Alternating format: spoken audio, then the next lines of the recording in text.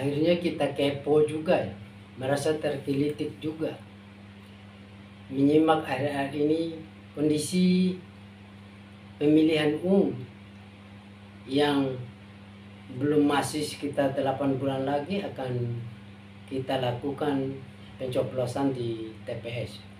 Namun kalau kita simak sejumlah hasil survei yang ada di Republik Indonesia ini, di mana Dr. Anies Rashid Baswedan selalu berada di posisi nomor urut 3 atau nomor buncit dari ketiga calon presiden yang dipersandingkan, yakni Pak Ganjar Pranowo, Pak Prabowo Subianto, dan Pak Anies Rashid Baswedan. Dua orang calon tersebut, kalau tidak Pak Ganjar, ya Pak Prabowo yang harus berada di posisi nomor 1 atau nomor 2. Sedangkan Pak Anies selalu berada di posisi buncit nomor urut 3 hasil survei. Padahal kenyataan yang kita simak hampir setiap hari, di mana Anies berada, di situ terjadi kerumunan massa yang luar biasa, yang bukan diberikan iming-iming seperti sembako dan lain-lain sebagainya. Mereka datang sendiri atas kerelaan dan sukarela sendiri, mengeluarkan biaya sendiri untuk berkumpul dan menyambut kehadiran Anies Rashid Baswedan. Tapi dalam hasil survei kenyataannya sangat jauh dari kenyataan yang sedang dialami.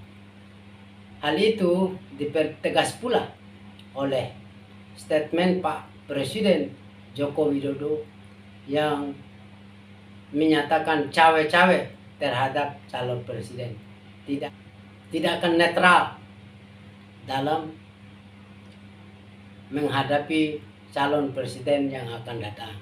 Artinya ada yang menjadi keberpihakan beliau terhadap calon presiden tersebut, sehingga mendatangkan dugaan kecurangan yang nantinya akan dilakukan oleh penguasa dalam menghitung suara pemilihan umum pada 2024 mendatang. Sesuai dengan beberapa sorotan para tokoh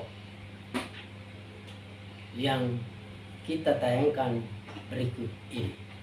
Yaitu ucapan langsung Pak Jokowi. Saya kutip sebagai judul.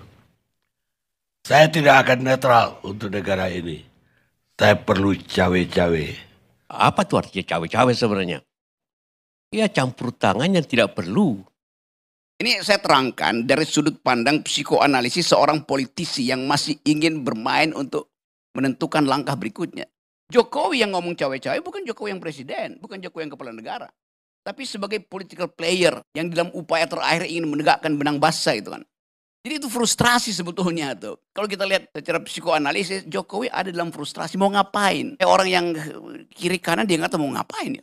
Kalau saya bayangin, begitu Pak Jokowi ngomong cawe-cawe, itu WA grup di antara menteri, ini ngomong apa doi? Presiden Jokowi mengaku akan cawe-cawe.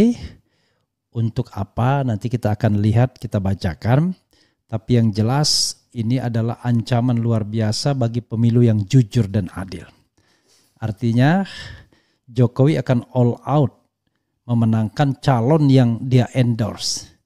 So, apakah kita berharap pemilu akan jujur dan adil? Dengan pernyataan Presiden Jokowi bahwa dia akan cawe-cawe. Kalau Jokowi cawe-cawe memastikan pemilu jujur dan adil, it's okay. Tapi kalau dia cawe-cawe memastikan bahwa calonnya harus menang, atau pembangunan atau legasinya harus dilanjutkan, itu artinya dia ingin memaksakan atau menjadi bayang-bayang dari presiden terpilih. Jadi publik menganggap, oh cawe-cawe akhirnya diakui oleh Presiden Jokowi sebagai dia mau main curang.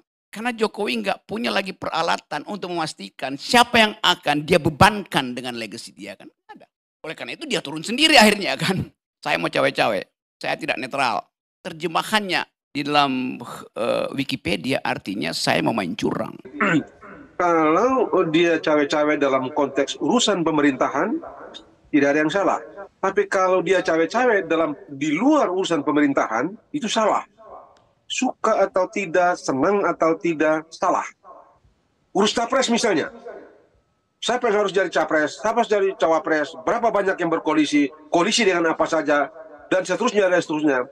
Dengan segala hormat saya para presiden kita, saya mesti bilang, itu salah karena itu bukan urusan pemerintahan. Yang penting hari ini itu bekerja, menjangkau semua, menjangkau masyarakat. Pilpresnya masih bulan Februari. Jadi hari ini hasil survei apapun adalah feedback. Tapi bagi kita yang penting adalah kerja terus, menjangkau terus, jelaskan rekam jejak kita, jelaskan gagasan kita, jangkau semuanya. Dan bagi survei-survei itu juga menarik sebenarnya buat saya. Kalau pilpresnya itu bulan depan, ada survei tiap minggu, maka itu wajar.